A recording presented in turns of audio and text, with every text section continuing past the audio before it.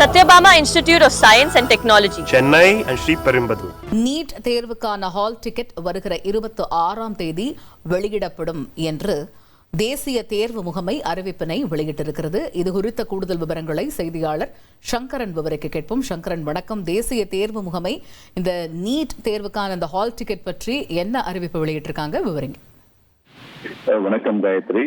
நாடு முழுவதும் படிப்புகளில் சேர்வதற்கான நீட் நுழைவுத் தேர்வு என்பது வரக்கூடிய மே மாதம், அதாவது 3ஆம் தேதி அந்த தேர்வானது நடைபெற இருக்கிறது. கிட்டத்தட்ட 28 லட்சம் மாணவர்கள் அந்த தேர்வை எழுத இருக்கிறார்கள். இந்த நிலையில தேர்வு தொடர்பான பல்வேறு அறிவிப்புகளை தேசிய தேர்வு முகமை வெளியிட்டபடி இருக்கிறது.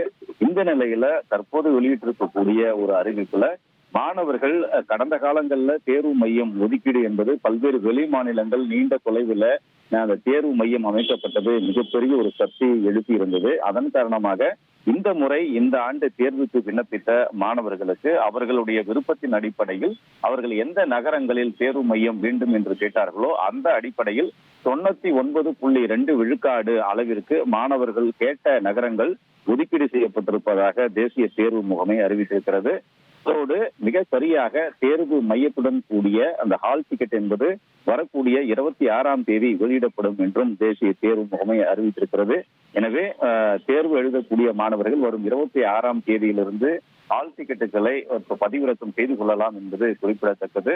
மே மாதம் 3ஆம் தேதி இந்த நீட் தேர்வானது நடைபெற இருக்கிறது. அதற்கான ஏற்பாடுகளும் முழு வீச்சில் நடந்து வருகின்றன. காயத்ரி, தகவல்களுக்கு நன்றி Shankar. Satyabama Institute of Science and Technology, Chennai and Sri Perimbadu.